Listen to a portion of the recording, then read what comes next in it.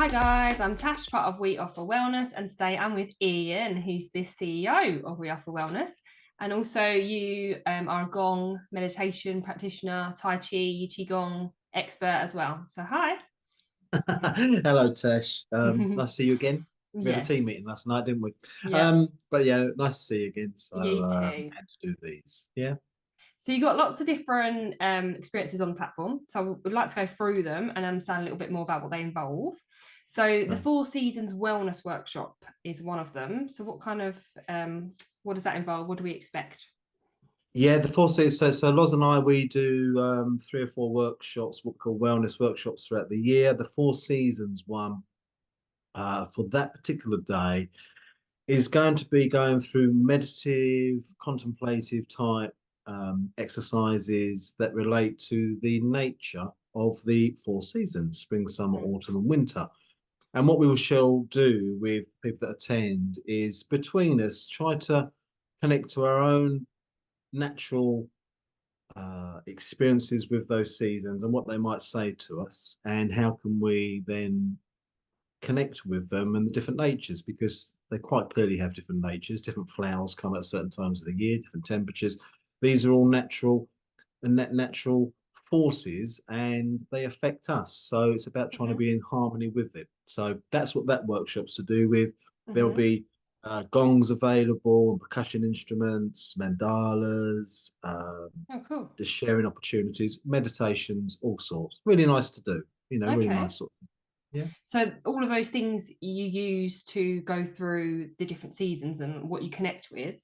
So do you also do like any journaling or anything like that? Is there any like reflection, or is it more like verbally talking about it? In that particular workshop, I don't think there's any journaling on that day. Mhm. We do other workshops that do involve that. Mhm. We've got into a pattern of doing a workshop around January time, with the view of, there's a whole year ahead. How can we project forward into that year? Mhm. And sometimes, and in the past, and we'll probably use it again in the future, that can include writing a letter to self. Yeah. Um, about, mentally projecting forward into the year about what one might be looking for or aspiring to, and then we hold those letters, and then a few months down the line, as we approach our midsummer workshop, we send those letters out to people so then they can then look at Oh, them with fresh eyes, yeah, that's really cool. um, and make a connection, and then that becomes a chain of connection into the next workshop we do in the sort of the winter months. Oh, And, nice. yeah, just technologies and techniques that Yeah. speak to different systems in us, that want the best for us. Yeah. Where do you do that? Because it's not online, is it? No, that was our workshops are always, well, now they're actually always in person. We use Lake Mhm. House, which is a lovely venue just near Hoffield, between Charing, Maidstone, that sort of an area. And we use Mhm. that quite a lot, Yeah. where I do a monthly gong bath as well there, and Yes, have been that for a brings couple of us years. onto your Gong meditations. So, what can people expect if they've never ever been to one of your gongs? Yeah, no, absolutely. So I go out with, it's under Club Chi, which is our other sort of wellness company, so Club Chi. Hmm. And when I go out and do a gong meditation, sometimes known as gong baths or sound healing, sound therapy, so many different terminologies for essentially saying, using gongs, crystal bowls, sound bowls, and so forth, to create an experience that can have within it a rebalancing or healing possibility. I tend not to use so much the singing bowls and the sound bowls. I like to play um, gongs, which are an instrument. Hmm. So for one of our gong sessions, it would be inviting people into that space and come with yoga mats if they want to lay down, and pillows, blankets, and things like that. And just get comfy, get relaxed, and I will try to take a person through some preparation to be more conducive to a gong meditation. And the gong bath, the essence being that you're being washed over by sound and washed over by frequency and Mm. tones and energy. And therein is a connective possibility, so that person can have an experience that very different to what they have on a day-to-day basis, So I love doing the gongs.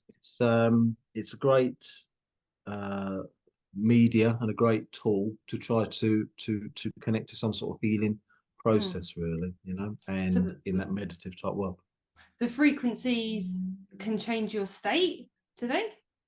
Yeah, Because they're absolutely. all I different mean, frequencies, right? yeah, absolutely. I mean, and this is the thing, we as people, in this day and age, we've never really been brought up to see anything more than, skin, hair, and the sort of the manifestation of things in physically. Um, but I totally believe there were systems in us, energy systems and other systems in it. The heart works at a certain frequency, it's different to the lungs.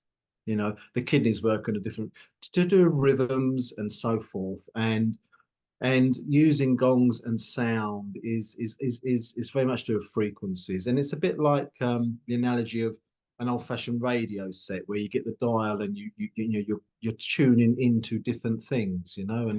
and this might be you're tuning into the frequency of A, and that's radio station so and so. You turn it a little bit different frequency, that might be F, and that's radio. So we're trying to find ways to be able to connect to it, but all those frequencies are going on in us. And Hmm. there's a beautiful sort of philosophy of, that was always said that if you want to study the universe, study the human. If you want to study the human, study the universe, because the two are mirroring Insane. each other, like the yin and the yang mirrors. So everything out Mm. there is in here, everything in here is out there, and we're trying to find ways Mm. of connect to those various things, which is fascinating work. So when we do go and connect to those frequencies and experience one of your gong baths, what are the usual like, benefits that you can see, or not even see, but experience? Again, as wide as the spectrum on the rainbow, really. I mean, there might be something that's just calming, relaxing, soothing. People will feedback and report back experiences they have where they have personal journeys inside with things. So all sorts of processes, but at a very base level, it's an opportunity to come and be washed over by the sounds and the tones and so forth, and just relax, just be calm. And one of the motivators for me is I want people to slow down. I want Mm. people to experience pausing and and finding a little bit of respite from the world that doesn't want people to experience that. It wants to literally burn everything out. So very much me going out doing the qigong or the gongs or meditation or the workshops is trying to encourage people to take the time out to pause, Yeah. relax, just catch up with self, take a breath, Mm. and connect to the essences and the forces that can actually do that for people. All right. So yeah, so that's very much what a gong, could be about, Yeah. an experience in that way. It's like a gift to yourself as well, isn't it? Taking that time out, because whenever you've invited us to go, it's always been a very lively, like relaxing time. But I see it as a gift as well. Like I'm going to gift it to myself to take this hour out of my day to find that peace and that stillness. Yeah, How would absolutely. you how do you normally like adapt it for different people's not fitness but any conditions or anything? So from what I understand, some people could be seated rather than laying down. Is that right? Yeah, you're absolutely right. Only twice this week I've had people that I did one session just this week, and there was 10 people in the room, and nine of those people decided to stay seated in chairs and just Ah. relax, and one person laid on the floor. And then the week before that, I think there was a room of about 15 people, and everyone laid on the floor apart from one gentleman who wanted to sit down. So it is really, I when people come to me, I try to create a space so people can just be free and do what they want within reason. But the Mm. idea is, you don't need to sit a certain way. And Yeah. and if people come to a meditation with me, I'm not really so much about you put your hands here or do this, or breathe. Just want people to be comfortable, be relaxed, be open, try to surrender mentally to what's going on, and you get the benefits from it. So Mm. yeah, so laying down, seated. I've had people that have stood up in gong sessions and started to dance, Oh, and I cool. love that, Yeah. Yeah. Just and I moving the and I energy that way. just moving the energy around, responding Mm. to what's going on with them, and being free. So I kind of hope that's a reflection of our approach to this Mm. wellness work. Yes. Be free. You know. with your men's meditation and mindfulness, that's a relatively new one. Do you want to talk a little bit about that and why particularly men are you aiming at on that one?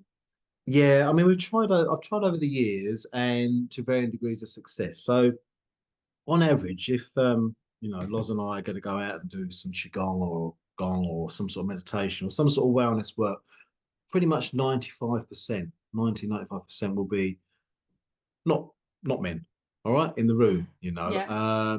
and it's always great to see a fella turn up and have that experience because for the most part, they always give it the thumbs up. But so I wanted to try something that would be a space for a man to come along and enjoy the company of other men as well. In the same way, different energies are in a room with it's all women, and it's, if it's children, it's different energies can get created, and so a space where men can come along, do some soft, gentle, guided meditation so they can connect to the softness and gentleness in themselves, Hmm. which is very different to the perhaps the daily nature of, by analogy, going around, hammering nails into walls, you know what I mean? And so forth. So it's trying to find those other things in us that perhaps don't get an opportunity. Softness, gentleness, quietness, being at peace, not having to worry about anything and just come into a place where you can just relax and do some meditation, um, and and have a gong experience as well. So Hmm. again, like us all, just finding ways to connect to the best of ourselves. That's what we're Hmm. doing. So Yeah. hopefully they will take off because people say they want it and they need it. And when they come along, it's okay. So we just need to grow this and let men know it's actually okay to do this stuff as well. Yeah. Yeah, that's really good.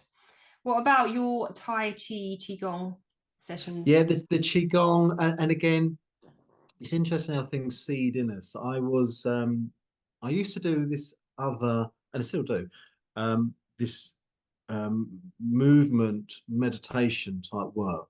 This was back in the early 90s when I first started getting into using chimes and singing bowls and bells and cymbals and drums to make meditation music. So this was around 91, 92. I first started getting into this. Yeah. Um, and as time went by, um, I was interested in Tai Chi, this idea of slow movement. That's how I perceived it: slow movements, connecting with Hmm. energy. Um, and for the best part of 15 years, I did nothing about that. I was doing other things, but not the Tai Chi.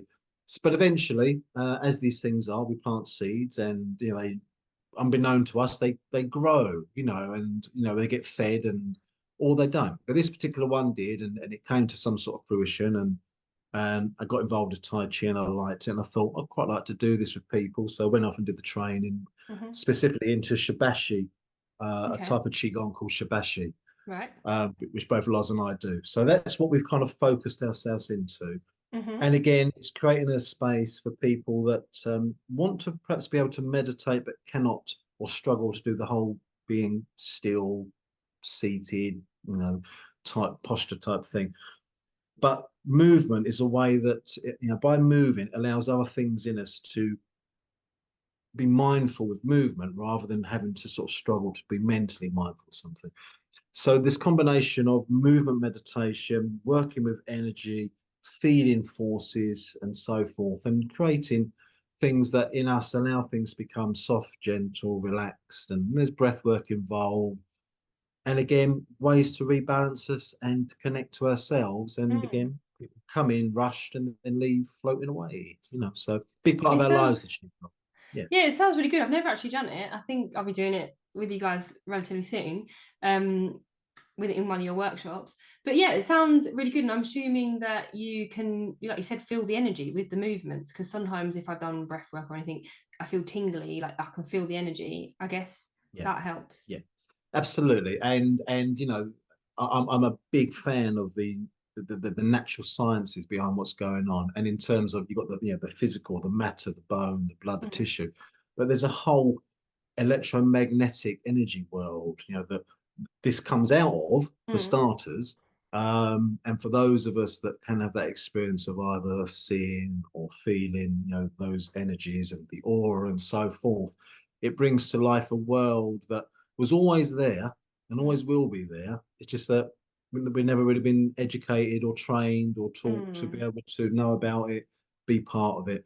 So the Qigong, yeah, is very much about our approach is about working with those energies, trying to feel those energies, and we have some very sensitive people that come to our groups who, when they're moving their arms, they are connecting to some of those electromagnetic lines, and they're following them, which is where the movements come from. Mm. It turned into just a structure and patterns, but actually it's about feeling different things that are going on and then connecting and literally like a bird gets carried on the currents of the air, being moved Mm. by. Very So interesting. it's fascinating. Yeah. How do you adapt that to different fitness levels as well? Yep, same thing. We have both Loz and I that do our sessions, regular people that will have chairs with them, and they will spend the like yo-yos. They'll go up for a little bit and do a movement. They'll Okay. sit down for a little bit, do a movement. It can all be adapted accordingly. Hmm. Um, some people just want to stand up. Some people, so a whole combination, really. It really is. But like all these things, we shouldn't use fitness levels and stuff as an excuse to not do something. There's always something that somebody can do. Mm. And that's the narrative we should be telling ourselves as well, because we become what we think about, Tash. And if we tell ourselves we can't do something, or Then we can't. then we can't do it. That's Yeah. how it works. Yeah. Okay. And where did it begin then for you? Back in 91/2 with meditation, that's where you started to dive deeper and thought, I want to reflect this out to other people. Yeah, absolutely. I mean, it. I went through the whole of my sort of school years. I didn't read a book until I was 18, Right. But so I you didn't read a absolutely book. love books now. Absolutely love books now. And then again, something when I was 18, found a book, and it was a book to do with Zoroaster, so like the Persian esoteric and occult arts to do with astrology and all these sort of things that people were interested in days gone by. Mhm. And I actually thought it was amazing. I thought it was an amazing book and kind of opened my eyes up to again, there's a whole new world other than just going out on a Friday night. And which back in them days was going out every night and maybe having a Tuesday night off. Mhm. It was so they found this book, and I used to take this book and go and sit under a tree actually in a nearby heath and just read it, and I was just, wow, this is great, and it kind of just opened up a world. And then in time, I found people that were interested, and then being a musician already at that point, Mm. playing drums and percussion, just started to explore, thinking, how can you use music for meditation, and how can you get music to encourage, the sort of the spiritual approach and support esoteric understanding and learning, and get into the naturalness of it. What's going on here, rather than anything too out there or anything that can't be evidenced. It's like, how do we? How can we find ways to do it? So I'm always very much about backing things up with evidence, Mhm. and have an experience of something, because that to me is, after 30 something years, I've got plenty of that now to bring to the table to say, yeah, this is what happens Yeah. when you connect to this. Well, thanks Yeah. so much for your time, Ian. And if you're Thank you, Tash. interested in any of Ian and Loz's experiences, then you can find them on We Offer Wellness. Thanks so Brilliant. much.